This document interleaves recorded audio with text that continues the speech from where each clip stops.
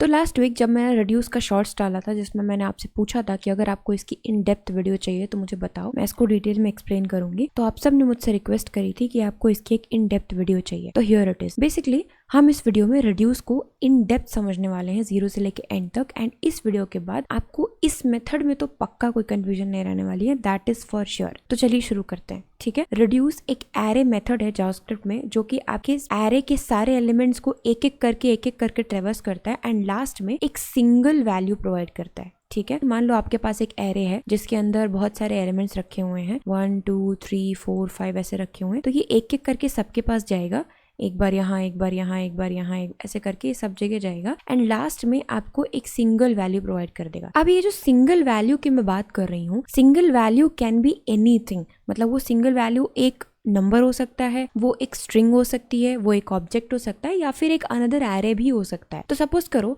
कि आपने एक एरे के अंदर बहुत सारे स्टूडेंट्स के स्कोर रख रखे हैं, किसी को 10 मिला है, किसी को 20 मिला है, किसी को 30 मिला है, ऐसे कर करके बहुत सारे स्टूडेंट्स के आपने स्कोर रख रखे हैं और आपको चाहिए कि ये सारी वैल्यूज को सम करके आपको एक सिंगल वैल्यू मिल जाए। तो वहां पे रिड्यूस काम आता है। रिड्यूस आपकी इन सारी वैल्यूज को सम करके एंड लास्ट में एक फाइनल वैल्यू दे देगा, फॉर एग्जाम्पल 100, ठीक है। अब इसके यूज केसेस क्या क्या है? सबसे पहले तो सम करना या मल्टीप्लिकेशन करना या डिवीजन करना, वो तो बहुत ही बेसिक यूज केस है। इसके अलावा सबसे best real world use case जो है that is shopping cart scenario. जैसे फॉर एग्जांपल आपने एक ई कॉमर्स की वेबसाइट बना रखी है जिसपे यूजर आता है एंड एक एक करके बहुत सारे आइटम्स को कार्ट में ऐड करता है। अब आपका काम क्या है कि उसके शॉपिंग कार्ट को एक्सेस करना है एंड उसमें से सारे आइटम्स को पिक करना है और उस आइटम्स की जो प्राइस है उसको फेच कर करके एक एक करके फेच कर करके एंड लास्ट में एक टोटल दिखाना है आपको, ठीक है। एक कार्ट वैल्यू ये रही, एक ये रही, एक ये रही एंड सब में कुछ न कुछ प्राइसिंग रखी हुई है यहाँ पे। तो उन प्राइसिंग को पिक करना है एंड पिक करके सबको ऐड करके और यहाँ पे लास्ट में आपको उसकी फाइनल वैल्यू को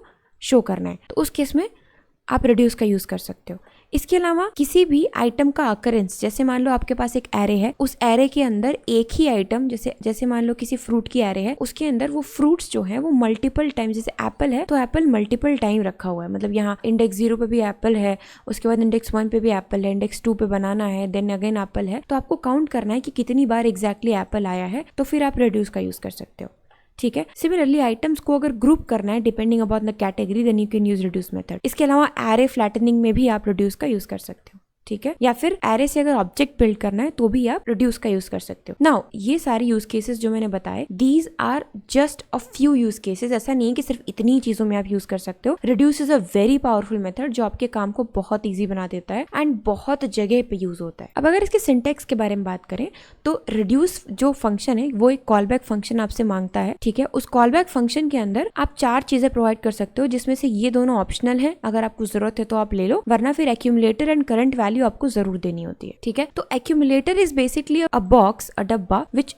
holds your current running value and last में आपकी फाइनल वैल्यू को भी होल्ड करता है, ठीक है। फॉर एग्जांपल आपकी एक एरे है, ठीक है, उस एरे के अंदर बहुत सारे एलिमेंट्स होंगे, राइट, बहुत सारे एलिमेंट्स होंगे यहाँ पे। तो ये रिड्यूस क्या करेगा, एक लूप चलाएगा जो एक एक करके सारे एलिमेंट्स को ट्रेवर्स करेगा, राइट। तो जैसे मान लो कि पहला एलिमेंट इसने ट्रेवर्स किया, मान लो यहाँ पे 0 था, ठीक है, इसने पहला एलिमेंट ट्रेवर्स किया, तो ये जो पहला एलिमेंट है ये आ जाएगा आपकी करंट वैल्यू में, तो यहाँ हो जाएगा 0, ठीक है। अब आपको करना क्या है, हो सकता है आपके लॉजिक में ऐसा कुछ हो कि आपको करंट वैल्यू जो मिल रही है उसको सम करना है आगे की वैल्यूज के साथ। अब इस 0 को आपको कहीं तो होल्ड करना पड़ेगा ना, वरना जैसे ही आप नेक्स्ट पे मूव करोगे, आपका लूप नेक्स्ट वाली इंडेक्स पे मूव करेगा, ये 0 गायब हो जाएगा, क्योंकि अब करंट वैल्यू में क्या हो जाएगा, जैसे मान लो यहाँ पे 1 लिखा है तो करंट वैल्यू में तो 1 आ जाएगा, ठीक है। तो अब ये 0 तो गायब हो जाएगा, तो अब 0 + 1 कैसे करेंगे, ये प्रॉब्लम हो जाएगी। तो उस केस में एक्यूमुलेटर आपके बहुत काम आता है। एक्यूमुलेटर क्या करता है, इस 0 को होल्ड कर लेता है, तो जैसे ही लूप मूव करेगा नेक्स्ट वाले इटरेशन पे, एक्यूमुलेटर उस करंट रनिंग वैल्यू को होल्ड कर लेगा, तो यहाँ आ जाएगा 0, ठीक है। अब यहाँ पे आप simply accumulator plus current value कर सकते हो और आपको सम मिलता जाएगा। सिमिलरली जैसे ये मूव करेगा नेक्स्ट पे,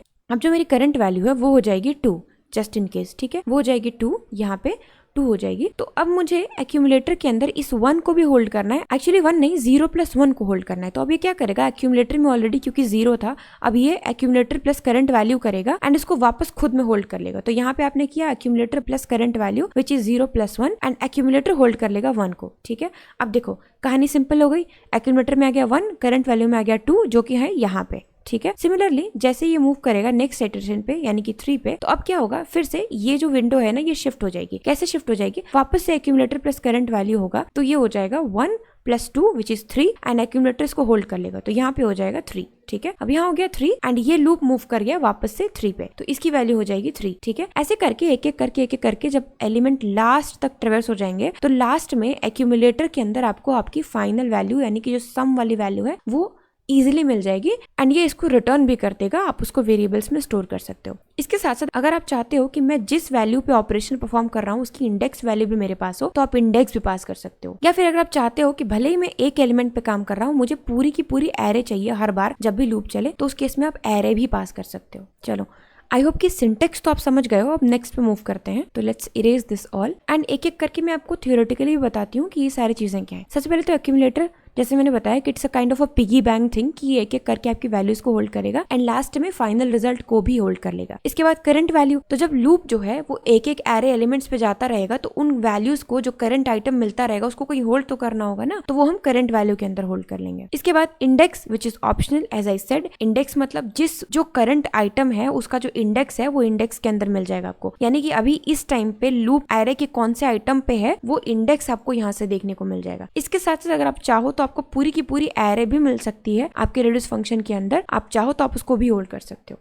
ठीक है, एंड सबसे सबसे सबसे इंपॉर्टेंट जो चीज है वो है ये इनिशियल वैल्यू। ठीक है, आई होप अब तक आपने नोटिस तो कर ही लिया होगा। ये इनिशियल वैल्यू होती है एक्यूमुलेटर की इनिशियल वैल्यू। ठीक है, क्योंकि स्टार्टिंग में तो एक्यूमुलेटर में कुछ नहीं होगा ना, वो एक खाली वेरिएबल होगा, एक ऐसे खाली डब्बा होगा। तो किसी भी चीज को सम करने के लिए, जैसे मान लो आप चाहते हो कि करंट वैल्यू इसमें सम हो जाए, तो किसी भी चीज को सम करने के लिए यहाँ पे कुछ नंबर तो होना चाहिए ना। एग्जाम्पल, जस्ट एग्जाम्पल ले रही हूँ कि अगर आपको सम करना है तो सम करना है तो करंट वैल्यू में तो मुझे पता है कि 1 मिल रहा है, बट एक्यूमुलेटर में थोड़ी ना कुछ मिल रहा है, वो तो जब एक बार लूप चल जाएगा तब तो ये वाली वैल्यू मूव कर जाएगी ना यहाँ पे, तो उससे पहले मुझे यहाँ कुछ तो चाहिए, तो एक इनिशियल वैल्यू आप प्रोवाइड कर सकते हो विच इज मे बी 0 या जो भी आप चाहते हो। तो आपके सिचुएशन के हिसाब से आप एक इनिशियल वैल्यू प्रोवाइड कर सकते हो, जरूरी नहीं है 0 ही हो सकता है आप कुछ और कर रहे हो तो एक एरे भी इसमें प्रोवाइड कर सकते हो, एक ऑब्जेक्ट प्रोवाइड कर सकते हो या फिर एक स्ट्रिंग प्रोवाइड कर सकते हो, कुछ भी इनिशियल वैल्यू कुछ भी हो सकती है depending upon your use case. ठीक है, तो ये हो गई इनिशियल वैल्यू। अब अगर आप इनिशियल वैल्यू नहीं देते हो तो जो पहली करंट वैल्यू इसको मिलेगी वही इसकी इनिशियल वैल्यू बन जाएगी। ठीक है, ये बहुत इंपॉर्टेंट बात है। अब चलते हैं एंड अपना पहला एग्जाम्पल हम सॉल्व करते हैं एंड देखते हैं कि ये फंक्शन कैसे काम कर रहा है।